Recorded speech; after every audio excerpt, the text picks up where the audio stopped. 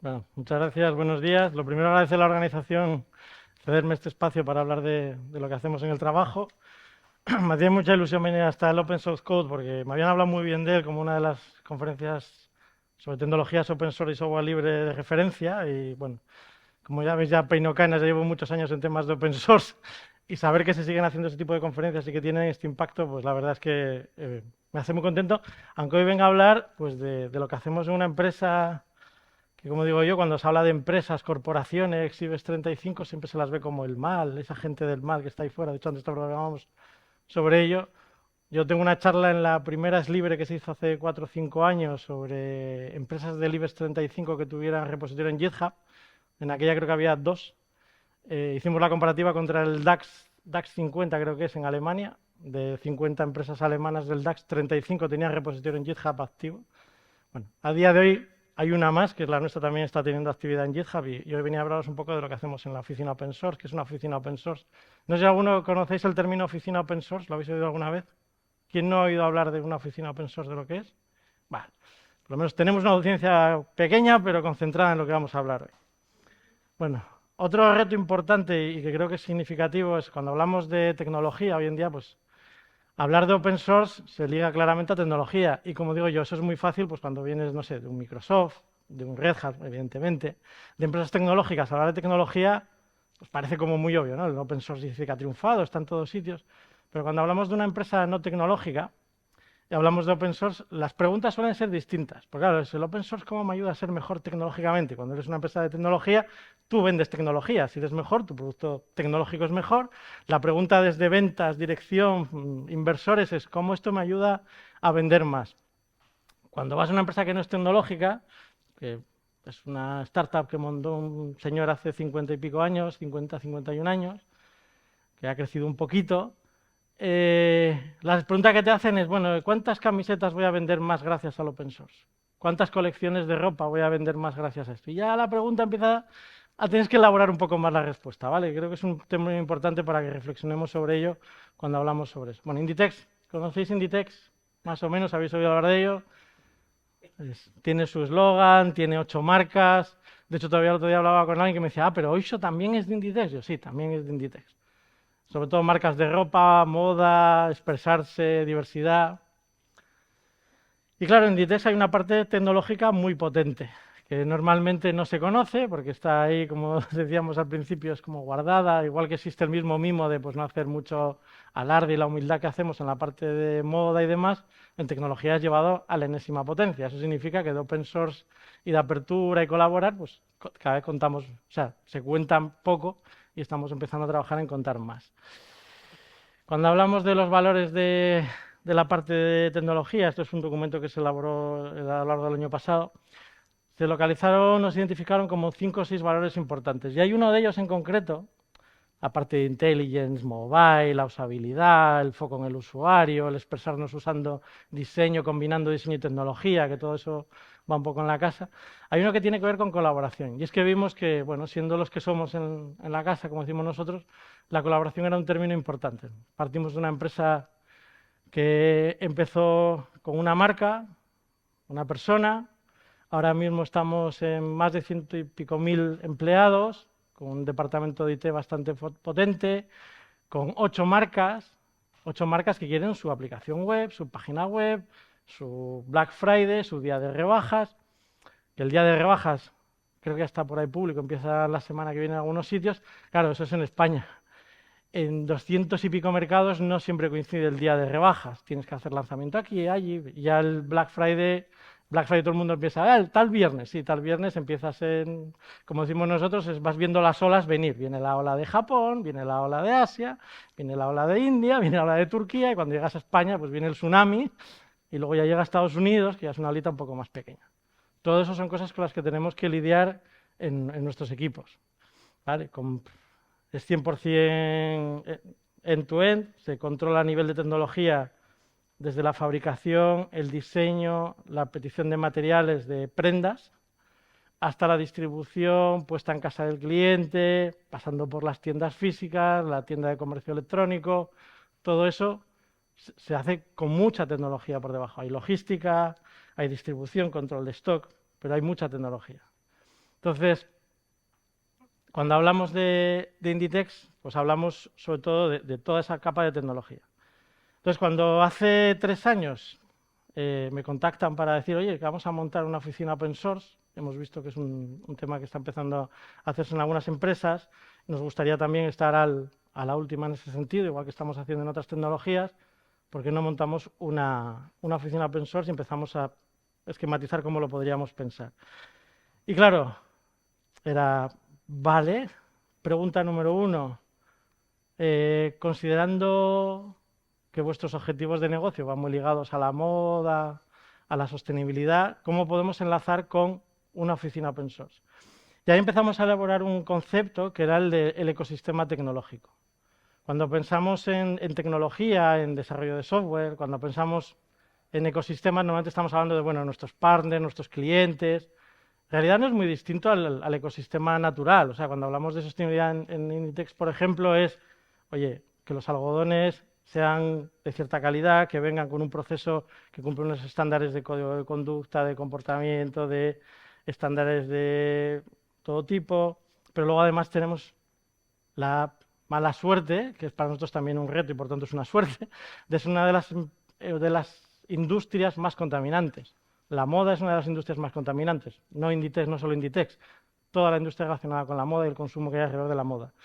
Y tenemos un objetivo claro de ser una empresa sostenible y ser una referencia en el mercado de cómo hacer moda de forma sostenible. Entonces la pregunta fue, ¿y por qué no podemos hacer tecnología también de forma sostenible? ¿Por qué no podemos pensar en el ecosistema del que nos nutrimos para hacer tecnología, al que alimentamos para hacer tecnología, como un ecosistema que tenemos que mantener sostenible, ¿vale? Y esto es lo que quería contaros hoy un poco más en la charla como reto a la hora de plantear una oficina open source en la empresa. ¿Cuántos de aquí venís de empresas pequeñas, que suele ser lo habitual en España y Europa? Vale. Esto es por una dimensión que hablamos después, ¿vale? Cuando pensamos en ecosistemas y en sostenibilidad, lo primero que nos viene a la cabeza es, vale, hay que hablar de recursos escasos. El algodón es un recurso escaso, no es bueno sobreexplotarlo. En tecnología hay otra serie de recursos escasos, pero cuando hablamos de software como tal, normalmente es, ¿cuál es el recurso escaso? A veces planteo como 4 o 5 soluciones, de hecho podemos añadir más, pero una que suele llegar a la mente de la gente enseguida, sobre todo cuando hay un problema, cuando hay una vulnerabilidad gorda en la infraestructura y todo el mundo se queja de que solo había una persona manteniendo ese software, es claro, es que las empresas no ponen dinero en el software. Entonces, claro, es como el dinero es el recurso escaso, lo arreglamos con dinero, ponemos dinero a los proyectos. Y claro, eso haces un estudio de tu empresa y dices tú, pues, hombre, seguramente es una buena idea cuando miras la infraestructura de la que dependes, pero cuando miras la infraestructura crítica, os puedo asegurar que una empresa no suele tomar decisiones banales de, bueno, voy a coger mi arquitectura crítica, voy a usar este producto que como es libre, gratis, lo voy a consumir, lo voy a usar, y luego si pasa algo, pues ya me quejaré de que no está bien mantenido. Normalmente no, se busca una empresa que haga el soporte, a la cual voy a pagar lo que la empresa me pida porque es crítico para mí. Así que, bueno, el dinero. Y luego hay frases grandes que oímos de vez en cuando de, bueno, normalmente no digas que el dinero es el problema, no sé que alguien te haga demostrar que de verdad ese era el problema. ¿Vale? Y eso pasa en algunas empresas. O sea, si argumentas que el único problema que tienes es dinero, a lo mejor te dicen, vale, pues ahora toma el dinero y demuéstrame que no es el problema, que ese es el problema. Y normalmente eso suele ser un escenario poco agradable, ¿vale? Claro, la siguiente es, bueno, a ver, normalmente estamos hablando de proyectos con diverso grado de mantenibilidad, que hablas con los desarrolladores, es que no tengo tiempo, estoy sobrecargado. Bueno, hay unas serie de charlas por ahí muy buenas sobre mantenibilidad del código, proyectos donde los mantenedores, las personas que mantienen el código están quemadas, saturadas. A mí me encanta una que vi hace unos años en Fosden, en Bruselas, donde básicamente uno de los chicos decía, a ver, yo a la gente le mando a la licencia, tengo una licencia open source para mi producto, el producto claramente la licencia pone, y creo que todas las licencias open source que me he leído unas cuantas últimamente, lo ponen en algún sitio, esto se te entrega tal cual está. Más allá de eso, no hay ninguna responsabilidad por parte del desarrollador a mantener eso, a no ser que monte un negocio de te voy a mantener esto. Y entonces, sí, puede que acabes quemado porque no tienes horas, a lo mejor porque no se ha planificado bien cómo montar una empresa que haga mantenimiento de eso. Pero si tú coges un software que está público y disponible, claramente viene con una licencia que pone esto se te entrega como está. Y es tu responsabilidad, como persona que coge eso, saber qué haces con eso. Y eso es una cosa muy importante del open source, que yo creo que muchas veces nos olvidamos, que es consumimos, qué guay es open source, y luego ya veré si le abro un issue al mantenedor correspondiente para que me lo mantenga. Él no te lo tiene, o ella no te lo tiene por qué mantener, no te lo tiene por qué resolver. Lo ha hecho de forma voluntaria, a no ser que, oye, digas tú, no, hay una empresa y esa empresa pone claramente unos términos y condiciones en algún sitio. Pero yo no he visto ninguna licencia donde ponga esto que se te entrega entre los términos de uso del producto, además viene un SLA acompañando eso. Y si existe, estaré encantado de analizar ese proyecto, ¿vale? Porque seguro que hay alguno que lo está haciendo ya. Entonces, claro, el siguiente punto era, bueno, si no es el dinero, no es la gente, o sea, no es el tiempo, a lo mejor es que hay que poner gente. Y aquí empezamos a entrar en un terreno interesante. La gente es la que está manteniendo el software, es la que lo está evolucionando, es la que lo está desarrollando. Al final es los que crean el ecosistema, ese recurso escaso, van a ser la gente, porque realmente es un proyecto. Si encontramos un error, si nosotros resolvemos ese error, somos nosotros, gente, la que ayudamos a esa gente a que el producto sea mejor. Y por tanto el ecosistema va a estar mejor y más saludable y los proyectos van a estar mejor. Entonces, hasta hace poco, el recurso que más o menos había consenso de, vale, lo que se ha encontrado como recurso escaso es gente.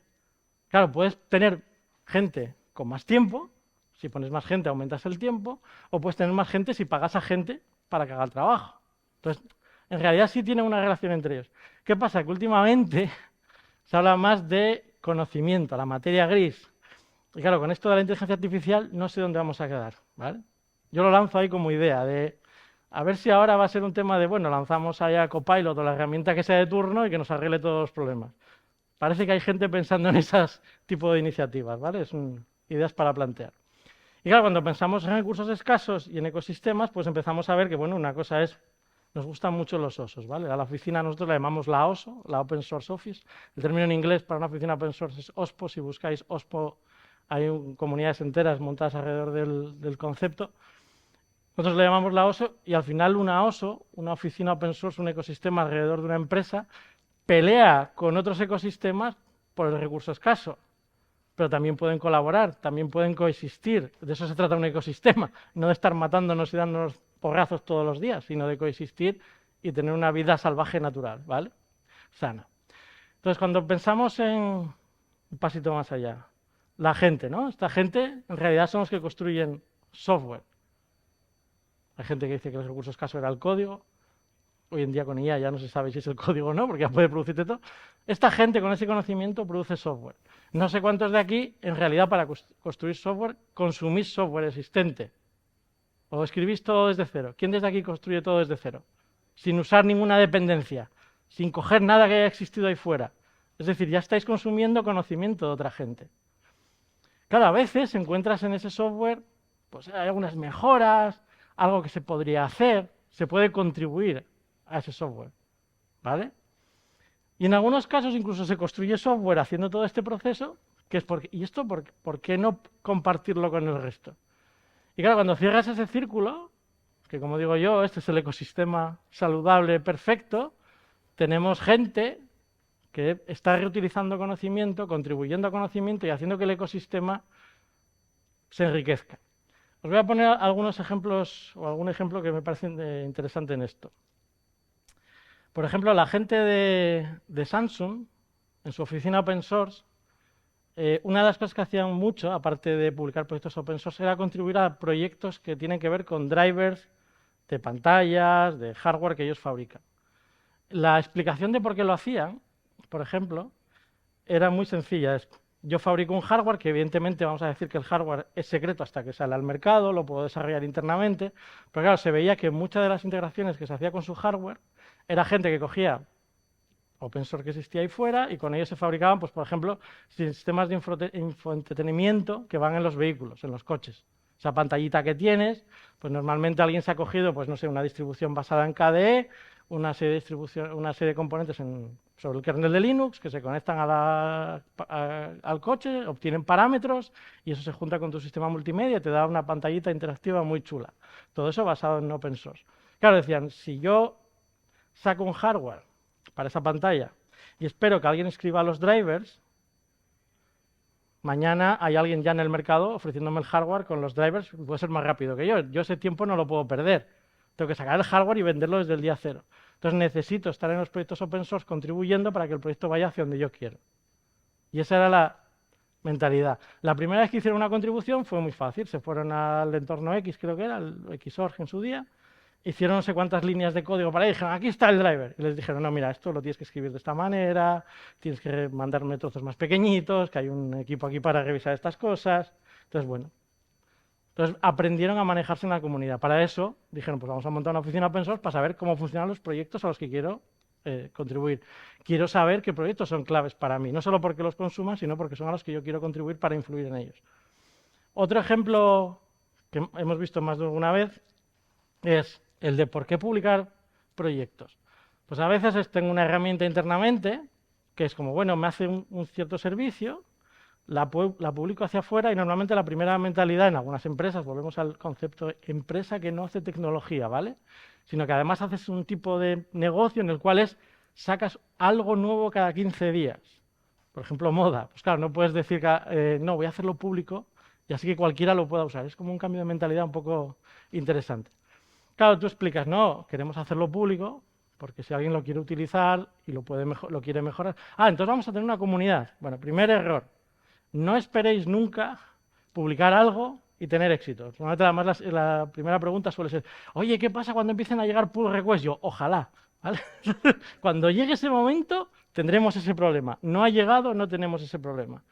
Pero podemos publicarlo hacia afuera, no es una herramienta en la que estemos poniendo conocimiento de secretos industriales, tenemos todo el copyright como debe ser, podemos hacerlo, no hay ningún problema. Entonces, si no lo hacemos, o sea, si no va a venir nadie, Manrique, ¿por qué lo hacemos? Y digo, porque existe la posibilidad de que sí venga alguien. Y solo que exista la posibilidad de que sí venga alguien y tengas un mecanismo para modular eso, ya lo hace interesante, porque la otra opción es igual que no hacerlo libre. Así que, existiendo la posibilidad, ¿por qué no hacerlo? Luego veremos cómo se puede trabajar para ver si podemos hacer que venga alguien a contribuir. Pero ese es el primer punto, porque normalmente se fijan unas expectativas muy de community manager, de vamos a lanzar open source, la vamos a petar en el ecosistema de cloud, y es como, ¿tú sabes quién está ahí? ¿Tú sabes cuánta gente lleva trabajando mucho tiempo para que ahora, por muy grandes que seáis, por muy grandes que seamos, vayamos ahí y nos vayan a hacer caso? Lo más probable es que si entramos como un elefante en una cacharrería, nos apalen como, vamos a decir, algún animal que no es bienvenido, ¿vale? Y no apoyamos que se apalee a los animales, que quede claro. Hay que comportarse cívicamente en el entorno en el que nos movemos. Pero además existe la posibilidad de que ese proyecto que yo lanzo, alguien lo incorpore en otro componente, se monte un negocio, se monte una industria alrededor de eso y haga su negocio y el día de mañana tengamos un producto mejor, que hemos ayudado a montar una empresa, una startup que triunfa. Es el caso típico de las universidades. Cuando hablamos con oficinas open source de universidades, que tengo unos cuantos conocidos por ahí, yo digo, es que es vuestro modelo de ventas, de por qué tiene que existir una oficina open source, lo tenéis muy claro. El ecosistema se nutre de tecnología y conocimiento que hay aquí y que se puede aprovechar para montar industria. Cuando hablamos de industria no solo quiero que mi industria vaya bien, quiero que la industria, el ecosistema industrial tecnológico en el que me rodeo vaya bien, porque eso hará que todos vayamos un poco mejor. Bueno, después de todo esto, el papel que tenemos sobre todo en la oficina, que a mí me gusta más contarlo así, luego entraré un poco más en el detalle, es sobre todo comunidad, trabajar en comunidad, trabajar con comunidades y trabajar que se entienda qué es una comunidad o cómo podemos dinamizar una comunidad, ¿vale? Y para eso nos apoyamos en dos, claramente, aquí pues muchos años en open source, en dos conceptos importantes. Uno, open source. ¿Por qué open source? Porque digo, claro, estamos hablando de esto, de oficinas open source, de comunidad, de OSPO. En open source ya está, como digo yo, todo definido. Está muy claro lo que es open source y lo que no. Bueno, cada día hay menos gente que lo tiene claro, ya lo sé. Pero open source hay una serie de licencias, no muchas, unas 100 y pico o más, que definen si algo es open source o no. Y está claro, se lo pasas a un abogado, se lo lee y lo entiende. Si lo entiende un abogado de una corporación, lo puede entender cualquiera. O sea, quiero decir, está claro, hay herramientas de inteligencia artificial incluso para que te las resuman las licencias. Existe un modelo de trabajo desde hace más de 30 años que, a ver, está muy en discusión últimamente. A mí no me paran de preguntar, oye, pero Enrique, esto es que Redis se ha cambiado de licencia. Sí, por una que no es open source, sí, pero hasta la versión no sé cuánto es open source, ¿no? Pues vale, podemos hacer un fork y trabajar sobre el fork. Valky se llama el fork que existe. Oye, que no sé quién ha cambiado de licencia. Fijaros cuántos de los que han cambiado de licencia no son usuarios finales del producto, sino comercializadores de un producto. Porque es un patrón interesante. No es que el open source, después de 30 años, vaya mal. Digamos que cuando coges el open source como un modelo de negocio, y no olvidemos, el open source no es un modelo de negocio, igual estás generando algún tipo de problema, ¿vale? Internamente como empresa. Hay modelos de negocios asociados a producir open source que son viables, ¿vale? No se trata aquí de dar una clase de emprendeduría, pero podemos hablar otro día de eso. Entonces, todo esto ya está modelado. Ya sabemos cómo se trabaja en open source, los procesos generales, las licencias. ¿Qué pasa cuando tienes una empresa pues que tienes más de, vamos a decir, centenares de desarrolladores trabajando en proyectos de tecnologías muy diversas, en ecosistemas muy diversos internamente? Existe un concepto que además ya ha salido en una de las primeras charlas a la que fui, que ya salió también en el Open Source Code del año pasado, que es Inner Source. Estuve muchos años metido en la iniciativa de Inner Source Commons, intentamos montar un Inner Source Spain, que básicamente es cómo aplicar las metodologías y los conceptos del mundo open source internamente en empresas. Yo me acuerdo de alguna gran empresa que un día me dijo, nos estaban hablando ahí de, oye, lo grande que somos, tenemos 30.000 desarrolladores. Y dije, ¿30.000 desarrolladores? ¿Y sois incapaces de hacer una página web que valide contra W3C? ¿En serio? Bueno, a ver, es que son autónomos, cada uno hace lo que le da la gana, no hablan entre sí. Y yo, vale, entonces, o sea, tenemos problemas más gordos que el número de desarrolladores. Tenéis una masa potente que no sabe colaborar, que su día a día es esto es lo que tienes que desarrollar, yo hago una API en Python, el otro la consume en JavaScript, le manda un error. Bueno, he visto todo tipo de comunicaciones abyectas hacia vida y por haber, y no, esto en mi daily no entra porque es que mi equipo. Hay otra cosa que me encanta criticar siempre, que es el concepto de ownership. Este concepto tan bonito de es mi código. Bueno, algo que digo yo siempre. Open source. El momento que publicas algo no es tuyo nunca más. Es tu responsabilidad ciertas cosas sobre ello, mantener la licencia, pero mañana viene alguien. Y esta es la pregunta que suelo hacer yo a los equipos cuando hablan de open source. Oye, que queremos publicar. Vale, mañana, imaginaros, viene alguien y empieza a contribuir, empieza a contribuir, empieza a contribuir, os propone mejoras sobre el proyecto, que puede ir en una línea. ¿Y? Pues, ¿y cómo lo vas a incorporar a tu toma de decisiones? Porque ya no eres tú solo, es tú cómo vas a trabajar con el resto de la gente. Y cuando lo haces abierto, lo haces para que la gente pueda contribuir y mejorarlo. Es más, lo ideal en un proyecto sano es que estemos pensando, bueno, ¿y si mañana lo mantiene otro?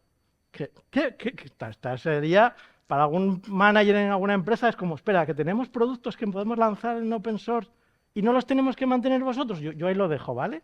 Hay proyectos que han cambiado de dirección, de tecnología y siguen haciendo la misma funcionalidad que hace años, ¿vale? Claro, cuando esto lo llevas internamente a una empresa, empiezas a... No, este es mi roadmap, este es mi backlog y aquí no puedes entrar. Entonces, si conseguimos cambiar la cultura interna, va a ser más fácil trabajar en la externa, porque si no, empiezan a surgir tensiones, ¿vale? Entonces, ¿qué hacemos nosotros desde la oficina? Bueno, en el ámbito que hemos dicho de consumo, contribución y, bueno, llamamos liderazgo por publicar hacia afuera, no porque quieras ser líder en nada, pero es la palabra que suelen utilizar por ahí fuera. Trabajamos en tres aspectos, o creemos que es importante trabajar en tres aspectos fundamentales. Uno, conocimiento. La oficina debe ser el sitio donde cualquier persona de la empresa, si quiere saber algo sobre open source o tiene cualquier duda, se puede comunicar, y no porque nosotros tengamos todas las respuestas. Pero normalmente es el sitio donde tienes la documentación de licencias, donde tienes la información o el acceso a las comunidades y proyectos de una forma más directa, cosas de ese tipo, lo tienes en la oficina open source. Tienes equipo pues, dedicado a temas técnicos, a temas legales. Normalmente he oído muchísimas veces la frase de, no, es un producto open source, tienen una versión community y es como, espera, mándame la licencia. ¿Qué licencia? Yo, la del producto, tiene versión community, es open source. Vale, vamos a empezar otra vez por lo que es open source y lo que no es open source. Se crean frameworks en el sentido de marcos de trabajo de cómo se consume open source. Por ejemplo, poner una norma de... Así, normas duras. Antes decían que si el código de vestimenta de Inditex es tienes que vestir de Inditex. Sí, esa norma la puse yo en Inditex. Tienes que ir vestido de Inditex. O sea, puedes vestirte como quieras. Tienes todo el amplio rango, ¿no? Pues por lo menos ponte ropa que tenemos en la casa. No pasa nada. Pues un desarrollador debería saber qué está utilizando para construir sus productos. Y cuando les hablas de las dependencias es como, ¿sabéis qué dependencias estamos? Sí, depende de Kubernetes. ¿Y algo más? Pues no creo que hayas construido una solución, una API, solo con Kubernetes. No, tiene un tema ahí de Fast API, puede ser. Bueno, y luego que usamos el framework corporativo. ¿Y el framework corporativo qué lleva por debajo? No, es el de Python. Ya, pero ¿qué lleva por debajo? No sé. Bueno, pues habla con los del framework, y hablamos con los del framework a ver qué está utilizando por debajo. Temas de incompatibilidad de licencias, temas de vulnerabilidades, con temas de seguridad. Entonces, tienes toda una política de cómo consumir, que es la más aburrida de todas, claro. Tienes una política de cómo contribuir.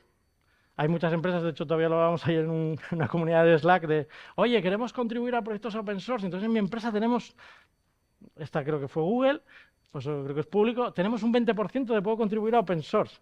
Vale, esperemos que a Google siempre le vaya bien, porque el primer sitio donde van a recortar cuánto tiempo puedes imputar a, no, es que este es mi tiempo de open source, seguramente sea ese 20%. El open source no es una cosa voluntariosa de por sí, y sobre todo en una empresa. Si queréis que sea sostenible, es una cosa estratégica. La empresa necesita poder contribuir a proyectos open source para seguir haciendo cada vez mejor sus productos. Porque si encuentra un problema en un proyecto que está ahí fuera, no va a contribuir voluntariosamente. Va a contribuir porque si no va a seguir, ese error lo va a tener ella en su stack tecnológico. Si conseguimos que el stack sea mejor, mejor para la empresa. Mejor para la empresa, mejor para la organización, poneros como queráis.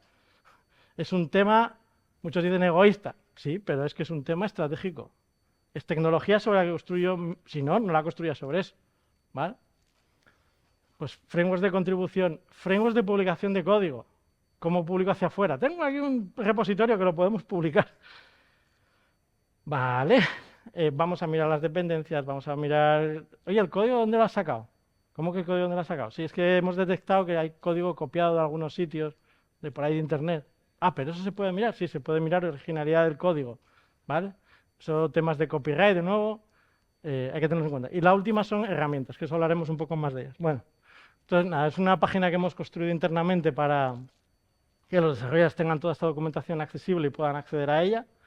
Pues qué es la definición de open source, qué licencias hay, cuáles son las licencias que preferimos, qué licencias no preferimos, qué significa preferimos y no. Claro, porque todo es open source, ¿no? Queda muy bonito. Licencia AGPL. ¿Quién conoce por aquí la AGPL? No la GPL, ¿eh? La AGPL.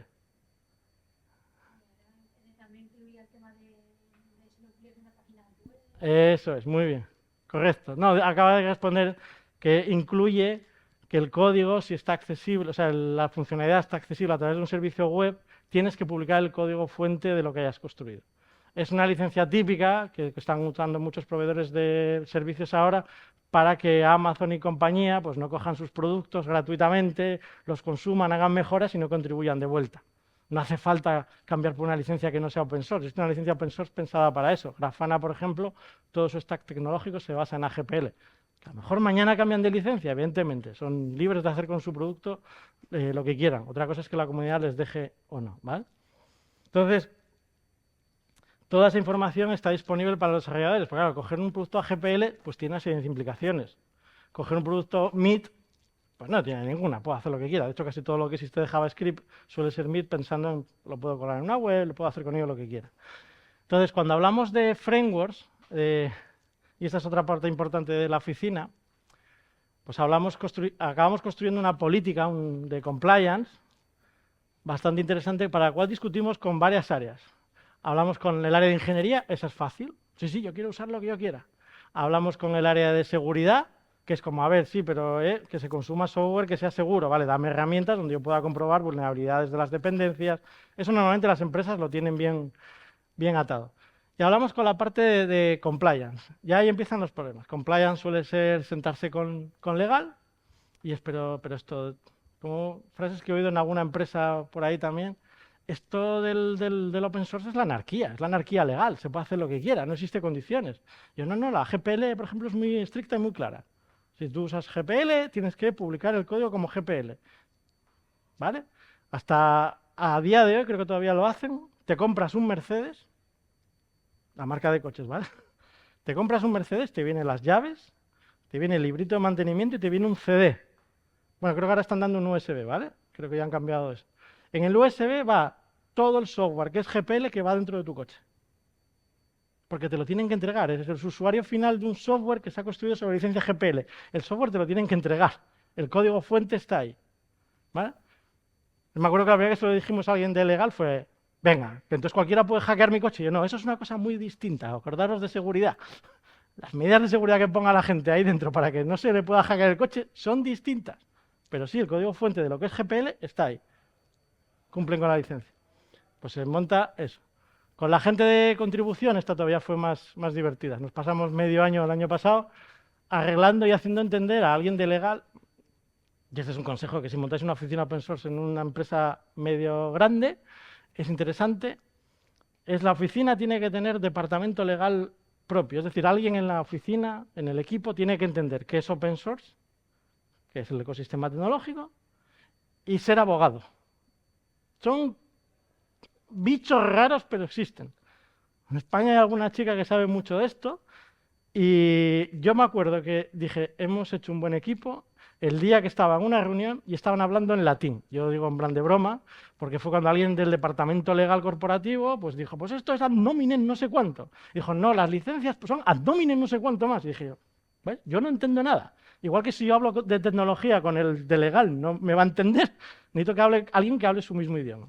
Porque están reuniones donde acabas muy quemado, haciendo entender cosas del tipo, mira, vamos a publicar esto hacia afuera. No. El copyright, esto es propiedad nuestra. Sí, si el copyright, la propiedad intelectual se puede mantener. ¿Vale? Hay licencias, hay formas de hacer esto bien. Simplemente queremos que se permita la colaboración. Y cuando de repente les llevas a reuniones o ven ecosistemas donde, pues como pasó también, juntas a la gente de Porsche, BMW, Mercedes, ya sé que estoy hablando de mucho fabricante alemán de vehículos, pero es que colaboran todos en tener una plataforma común de infoentretenimiento para los coches.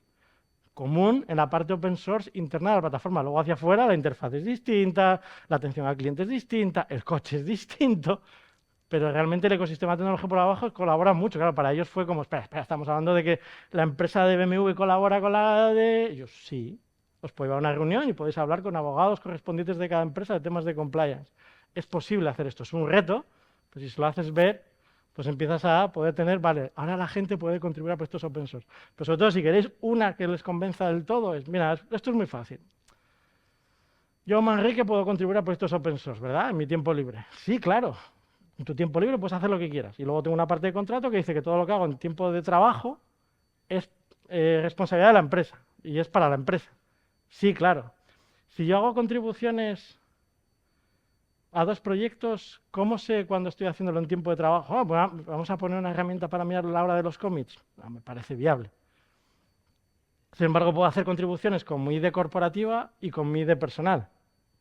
Si la hago con la ID corporativa, estoy bajo el paraguas de la empresa, adhiriéndome a la normativa de la empresa.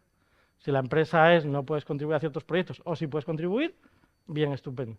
Claro, si no hay ese paraguas, si no existe, después pones un escenario hipotético. Imaginaros mañana, no sé, imaginaros una empresa a la que la gente cuando le gusta criticar, pues vamos a coger una empresa que esté hablando de mucho dinero, que haga cosas, vamos a buscar una esquinita a la que criticar. Y entonces encuentras que Manrique, no sé, le da por contribuir a un proyecto de mejora de datos geoespaciales, por ejemplo. Y alguien hila que ese proyecto se ha usado en los drones con los que puede que alguna guerra ahí en Centro Europa esté pasando. Os digo yo que se tarda poco en que alguien genere el titular de la empresa X contribuye a proyectos que se utilizan en la guerra de tal. Porque es un empleado de, conocido, se la ha visto, puedo mirar su perfil de GitHub, de LinkedIn y asumir que es de la empresa. A no ser que haga las contribuciones con la ID corporativa. Porque entonces la empresa puede decir, no, tenemos una norma que dice, si es contribución de empresa, lo haces con ID corporativa, si lo has hecho con tu ID personal, es personal tuyo. Y ya está. Básicamente, Departamento Legal dijo, ¿cuándo ponemos esa norma en marcha? ¿vale? Es una forma de convencer a legal de ciertas cosas. Y luego, por supuesto, en la misma línea, toda la parte de publicación de código. ¿Cómo vamos a evaluar qué código se puede publicar y qué código no? Tiene que haber unas pautas, unas normas, y lo mismo, tienes que acordarlas con legal, con ingeniería y con comunicación. Aquí entramos, como veis, a distintas áreas, porque es como queremos comunicar qué proyectos tenemos libre, hay que poner un mensaje hacia afuera, esto va a estar público, tiene que haber un código de conducta, tenemos un código de conducta corporativo bastante interesante. Entonces, ¿cómo se hila todo eso? ¿No? Me voy a coger un código de conducta y me lo voy a inventar. ¿Por qué me voy a inventar un código de conducta? Hay una empresa, hay un departamento entero que lleva 10 años actualizando y mejorando el código de conducta de la empresa. No puede ser tan malo, ¿vale? ¿Por qué no aprovechar lo que ya existe en la organización y reutilizarlo? Ya hablando un poco de herramientas, bueno, pongo GitHub porque podría ser cualquier Git y es verdad que corporativamente es el que usamos. No es open source. Se basa en un producto open source, pero GitHub no es un producto open source.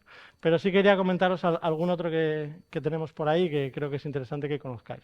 Bueno, para la parte de consumo, sí que estamos desarrollando alguna herramienta que nos ayude en toda la parte de compliance, de conocer, oye, qué dependencias tengo, qué licencias tienen, son compatibles.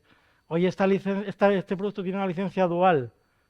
¿Estamos publicando el código? No. Vale, ¿estamos pagando la licencia? Ah, pues tengo que consultar al departamento comercial a ver si hicieron la compra correspondiente.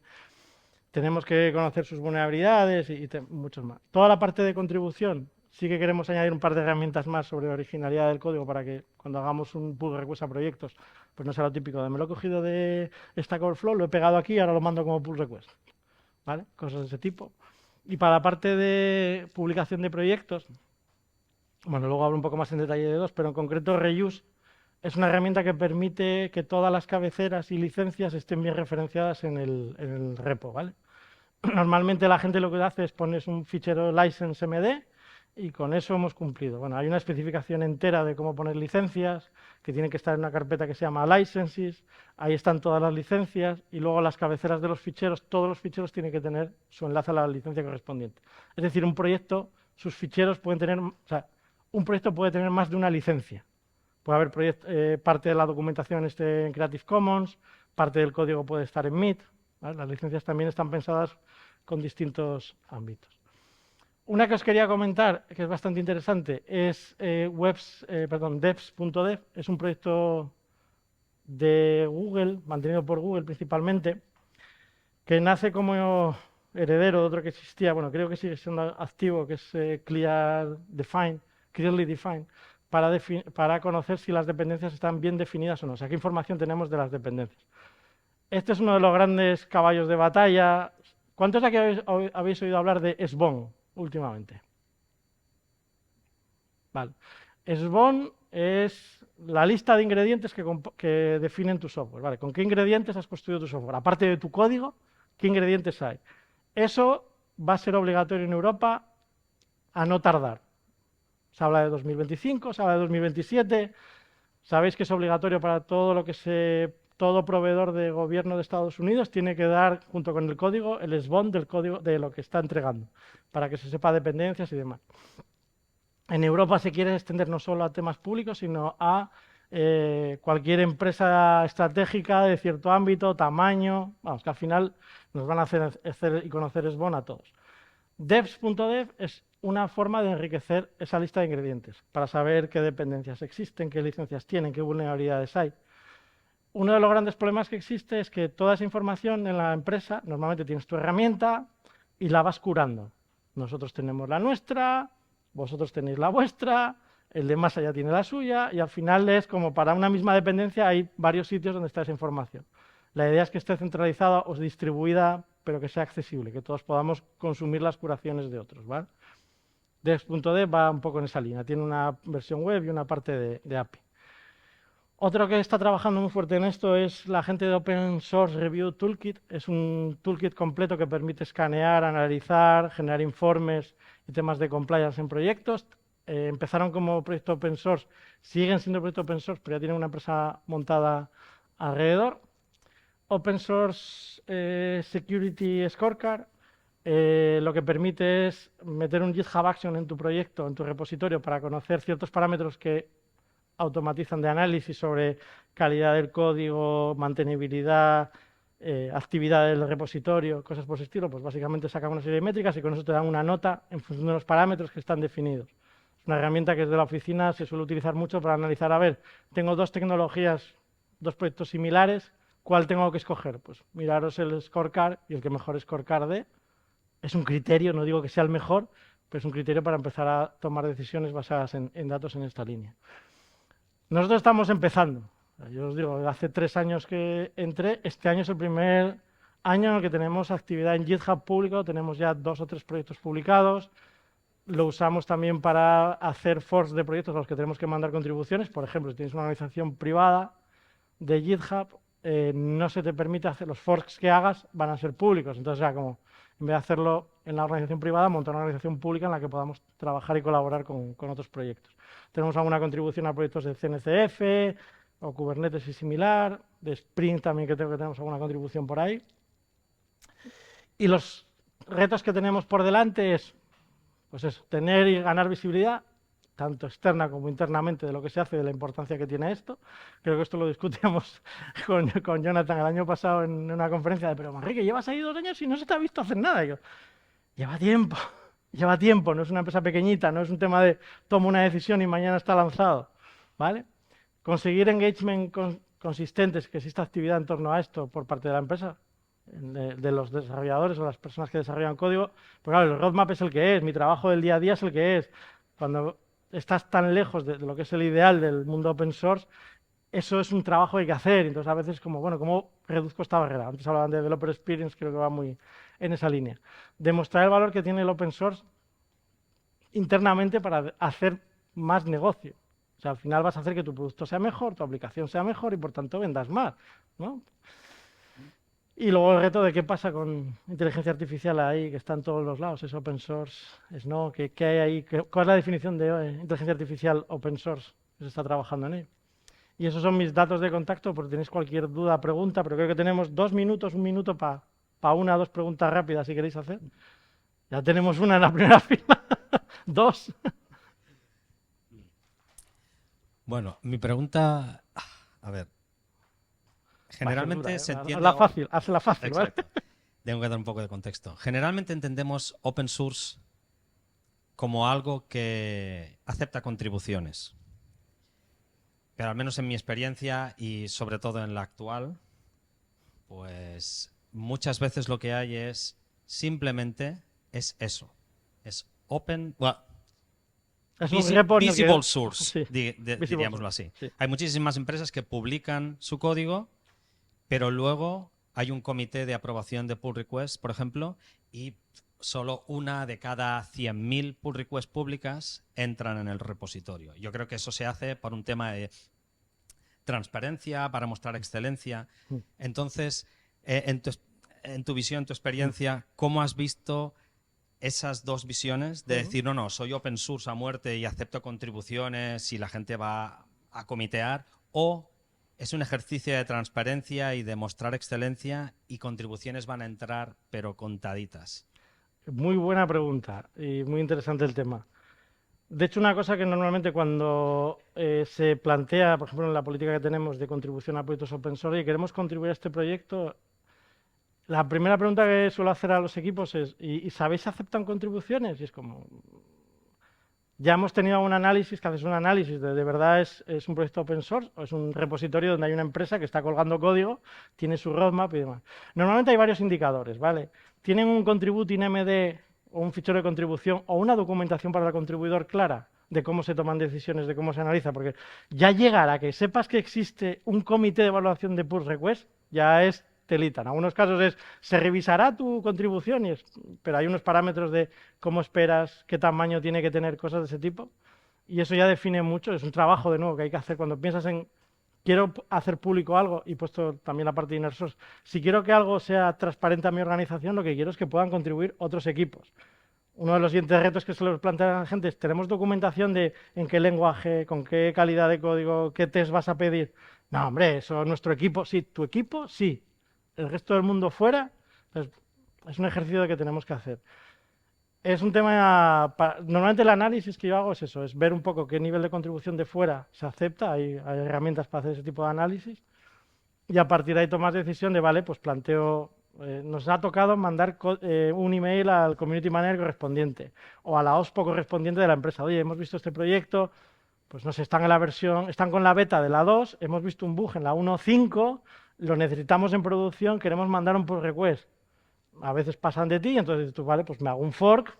Pero tienes que tener todo eso ya pensado. O sea, a la gente le tienes que ofrecer un, si contribuye y no me hacen caso, ¿qué hago yo? Pues mira, puedes hacer un fork, es posible, tiene permiso, el proyecto es un proyecto open source, lo forqueo y a partir de ahí trabajo con él. O sigo haciendo push a ver dónde está el canal que hace que esto entre hacia adentro. Nosotros, por ejemplo, tenemos un paso que es firmar un Contributor License Agreement, que en algunos sitios ni tampoco se tiene, con lo cual no sabes esta contribución, quién la ha hecho, cómo la ha hecho y bajo qué parámetros. Pues bueno, hay bastante. ¿No tenemos tiempo para una más? Una más que no sé quién. Laura se acaba de ir, que tenía una. Venga. Bueno, entiendo como que hay tres casos de... Sí.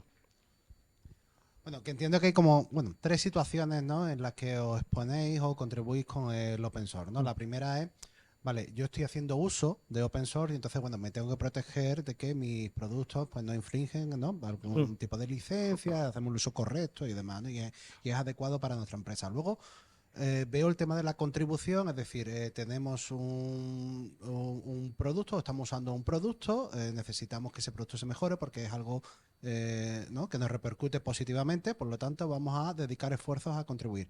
Lo que ya no veo tanto es esa tercera parte de voy a coger el leadership, voy a exponer algo, voy a liberar algo interno para que lo usen otras personas, siendo pues eso, básicamente una empresa corporativa, ¿no? Que me Sí. cuesta un poco entender Es cuáles el- son esos casos de uso de, oye, voy a liberar esta solución para que la use pues otras personas. Vale.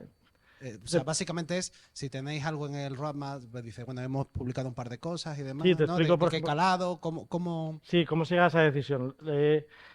Primero, por ejemplo, internamente nosotros a las herramientas se le da una nota de criticidad para negocio, de manejo de datos impersonales, cosas de ese tipo. Entonces, todo lo que maneje información personal de clientes, empleados o similar, o tenga una criticidad de negocio alta, normalmente eso no se puede publicar, ¿vale? Vamos a grano gordo, ¿vale? Todo lo que hay por ahí debajo es susceptible de ser publicado. Y os pongo los dos ejemplos que tenemos publicados. Tenemos una herramienta de línea de comandos, un CLI, para trabajar con GitHub. Y diréis, bueno, ya está, GitHub tiene su herramienta CLI, vale, se puede extender y nosotros lo que hemos hecho es extenderla para los casos que tenemos nosotros, que es, usamos Jira, usamos GitHub, hay que linkar historias, hay que linkar no sé qué, hay que mandar los pull requests, pues se creó una herramienta. Pregunta, ¿por qué hacerla internamente? ¿Por qué no hacerla pública? O sea, al final es, voy a conectar un Jira, sí, es el mío, pero puede ser el de cualquiera, con un GitHub, que sí, puede ser el mío, puede ser el de cualquiera. La publicamos ahí. Vuelvo al caso de antes. Si no la usa nadie, solo la usamos nosotros y nadie encuentra ningún error, estamos en el mismo escenario que tenerla cerrada. Que mañana llega alguien y dice, oye, es que mira, yo además tengo Teams y quiero linkar esto con tal y hago esta pull request. Claro, a nosotros nos vendría a la cabeza, bueno, yo también uso Teams. A lo mejor sí podríamos aceptar eso y tendríamos todavía un producto mejor sin haber puesto esfuerzo. ¿Vale? Esa es la idea de por qué lo hago público, porque existe la posibilidad. De hecho, ya nos ha llegado alguna persona de, oye, muchas gracias, solo queda con que nos digan, gracias, me ha sido muy útil la herramienta, a nosotros nos vale. Pero ese es el primer punto de por qué hacerlo cerrado cuando puede ser abierto sin ningún impacto en negocio, tal. Claro, evidentemente la siguiente pregunta que te hacen es eso, ¿cómo hace que esto venda más camisetas? Digo, porque si la herramienta es mejor, alguien la mejora, existe la posibilidad, la otra opción no hay ni la posibilidad. ¿Vale? La otra herramienta que tenemos publicada es una de API Scoring. Nosotros internamente, pues todo es API First, todo con APIs. Existen unos estándares de calidad y buenas prácticas en APIs. Se automatizaron, se daba a las APIs que desarrollábamos, se daba una nota. Y fue como, no hay nada en el mercado que haga esto. Yo no sé si existe o no, ¿vale? No me voy a meter todo el ecosistema de todo lo que usamos nosotros y todo lo que construimos. Lo que se dijo fue, en alguna conferencia se presentó la herramienta. Mira, esto es como hacemos APIs en Inditex. Y fue esa herramienta, y hicimos el análisis de, ¿tenemos algún score, alguna nota que sea interna de negocio? No, son de la parte de OpenAPI, que tiene una definición. pues la publicamos en open source, que se integre con IDEs. Claro, nosotros lo integramos con Visual Studio y con IntelliJ. Que mañana alguien dice, yo quiero hacer el plugin que esta herramienta, estupendo. Es una herramienta, cero valor de negocio, pero interesante porque si mejora para nosotros, ahora se le está dando una vuelta. Pues a lo mejor si vais a ver la actividad veis que está un poco parada porque está dando una vuelta para incorporar nuevos scores. Me dicen que se acabó el tiempo, no sé si respondo a tu pregunta, pero, pero bueno, voy a estar por aquí todo el día, cualquier cosa me preguntáis, ¿vale? Muchísimas gracias.